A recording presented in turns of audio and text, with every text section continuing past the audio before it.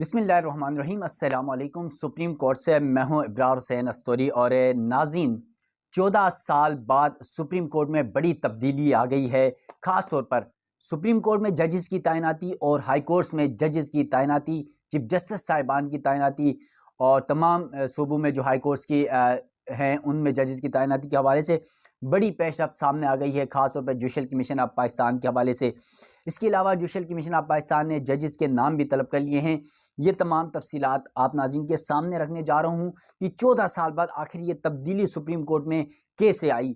आपको पता है कि सुप्रीम कोर्ट में चीफ जस्टिस याह्या अफरीदी के चीफ जस्टिस बनने के बाद जस्टिस मंसूर अली शाह कुछ एक्स्ट्रा फॉर्म में नज़र आए, ख़ासतौर पर जुडिशल कमीशन ऑफ पाकिस्तान के इजलास के बायस।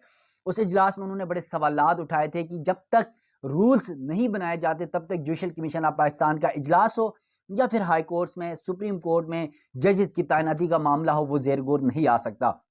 इस मामले पर जुडिशल कमीशन ऑफ पाकिस्तान, जिसमें पहली बार पार्लियामान की नुमाइंदगी भी थी, 13 रुकनी जुडिशल कमीशन ने रूल्स बनाने के लिए कमेटी तश्कील दी थी जस्टिस जमाल मंदोखेल की सरबराही में। उस कमेटी ने फाइनल जो है अपना draft judicial commission of Pakistan को पेश किया और 21 दिसंबर को जुडिशल कमीशन ने इन रूल्स की मंजूरी दी और अब उसका जो नोटिफिकेशन है, जो गेजेटेड नोटिफिकेशन, वो जारी हो गया और इसके रूल्स भी पब्लिक कर दिए गए हैं।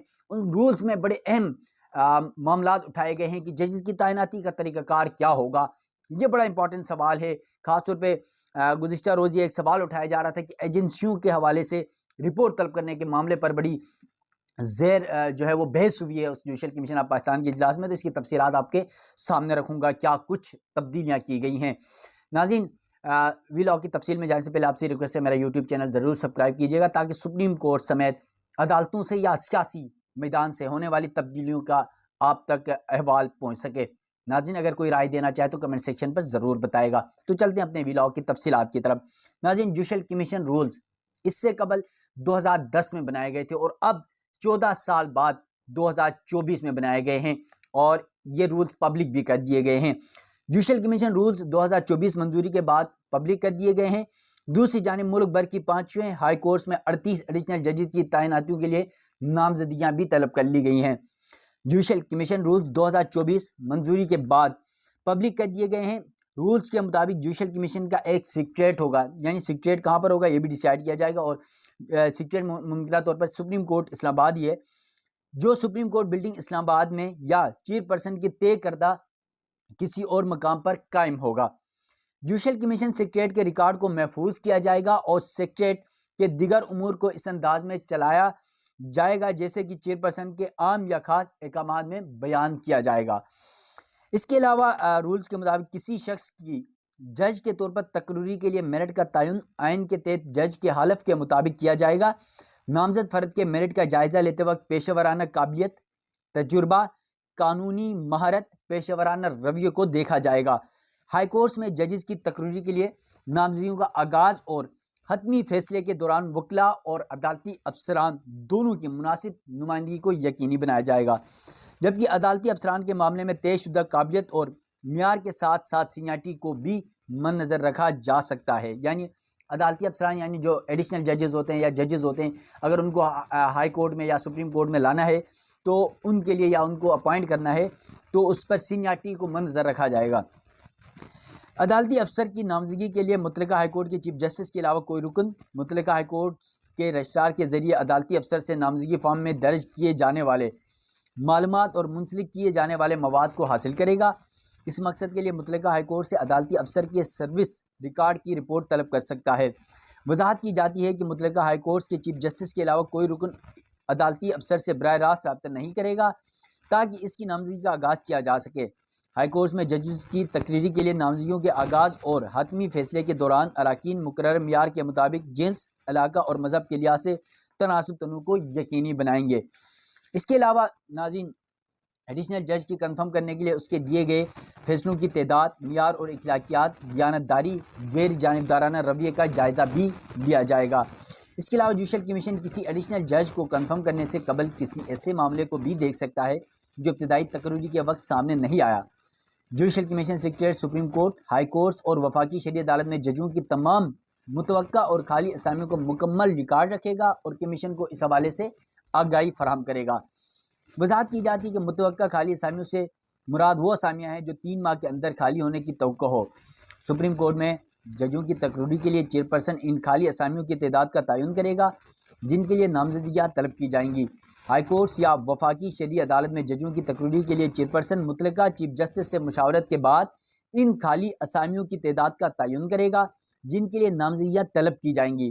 खाली असामी पर जज की तकर्री के लिए चेयरपर्सन की जानिब से नामजदगियाँ तलब की जाने पर सुप्रीम कोर्ट, वफाकी शरई अदालत या हाई कोर्ट्स के चीफ जस्टिस या वफाकी शरई अदालत या हाई कोर्ट के जज की हैसियत से कमीशन का कोई भी रुकन ऐसी खाली असामी के लिए तकरीर के लिए कमीशन में नामजदगियाँ दे सकते हैं, यानी चीफ जस्टिस भी दे सकते हैं और इसके अलावा जुडिशल कमीशन के जो मेंबरान हैं वो भी इन हाई कोर्ट्स में या जो शरीयत कोर्ट है उसमें जज की सीट खाली हो तो उसके लिए नामजदगियों के लिए नाम दे सकते हैं। इसके अलावा कहा गया है कि वजाहत की जाती है कि सुप्रीम कोर्ट में जज की तकरीर के लिए नामजदगी मुतलका तमाम हाई कोर्ट्स के मुनसिफाना नुमाइंदगी को मद्देनजर रखते हुए की जाएगी। इसके अलावा सुप्रीम कोर्ट में जज की तकरीर के लिए नामजदगियाँ मुतलका हाई कोर्ट के 5 से सबसे सीनियर जजों में से की जाएंगी। यानी अगर सुप्रीम कोर्ट के लिए किसी जज को हाई कोर्ट से लाना हो सुप्रीम कोर्ट में जज बनाने के लिए तो मुतलका जो हाई कोर्ट जिससे लाना है वहाँ के जो 5 सीनियर जजेस हैं उन 5 में से किसी को के हवाले से कंसिडर किया जाएगा, उसके तमाम तर मामलात का जायज़ा लिया जाएगा और फिर उन 5 में से किसी एक को लाया जाएगा। इसके अलावा ये भी कहा गया है कि हाई कोर्ट्स के चीफ जस्टिस की तकरीर के लिए नामजदगियाँ उसी हाई कोर्ट के 3 सब से सीनियर जजेस में से की जाएंगी। ये तो पहले भी फार्मूला तय ही था।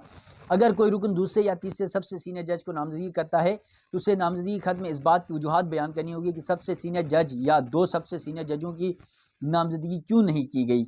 मजीद ये कि अगर कमीशन सबसे पहले सीनियर जज को चीफ जस्टिस मुकर्रर नहीं करता तो कमीशन को इस बात की वजूहत बतानी होगी कि सबसे सीनियर या 2 सबसे सीनियर जजों की तकरीर को मुकर्रर क्यों नहीं किया। जैसे अभी सुप्रीम कोर्ट में आपने देखा chief justice Yahya Afridi, justice Mansoor Shah, justice Munib Akhtar 3 जजेस को कंसिडर किया गया और 30 नंबर के याया अफरीदी साहब को चीफ जस्टिस बनाया गया।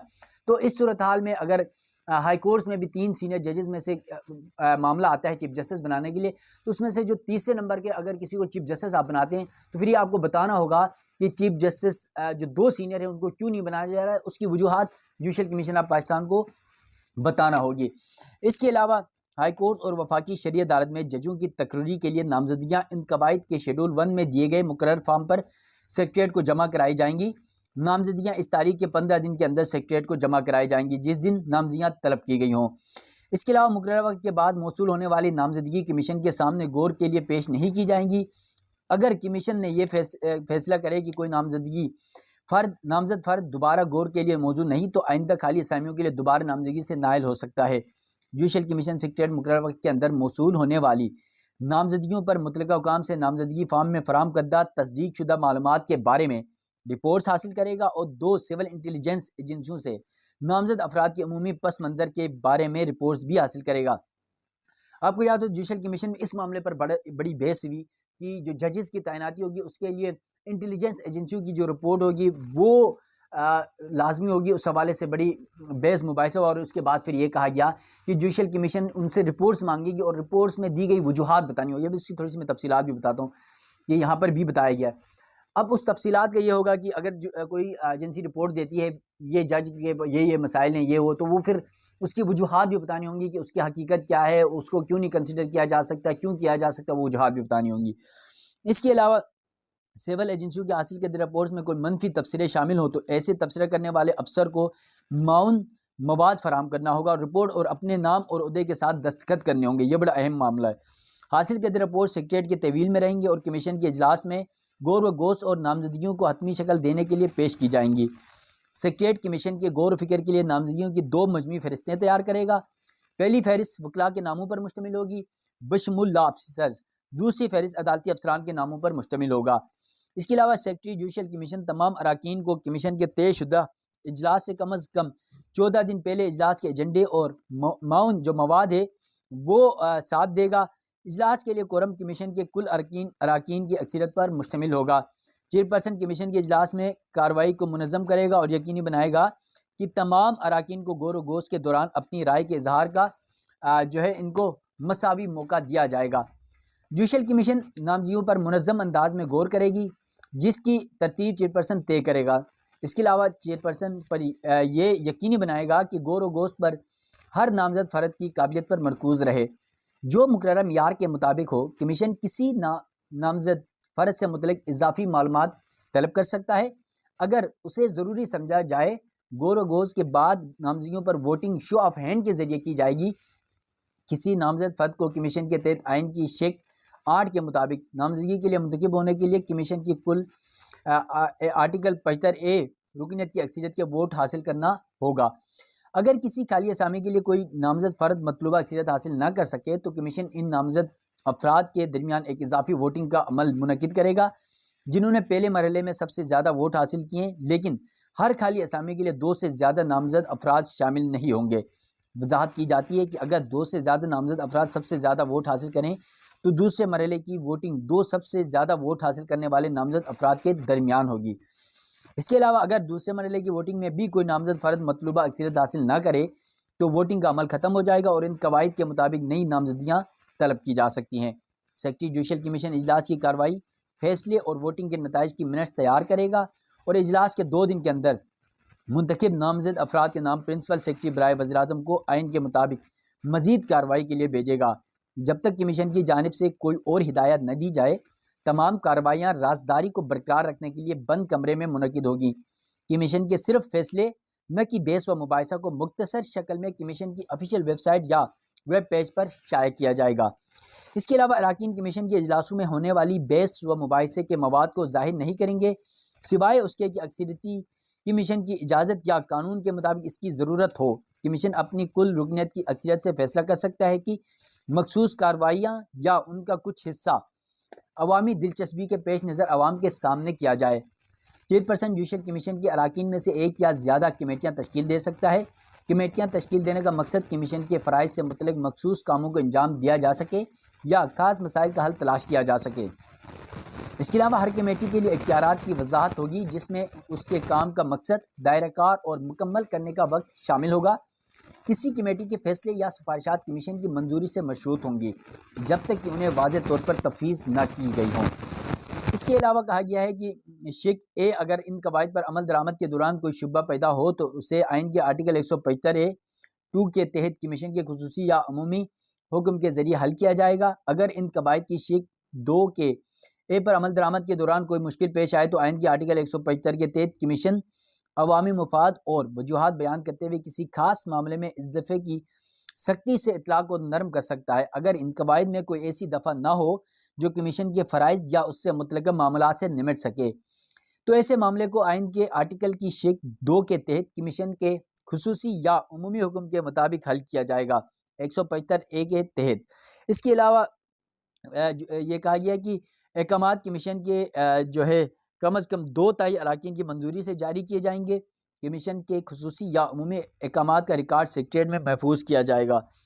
जबकि जुडिशल कमीशन रूल 2010 को मनसूख किया जाता है।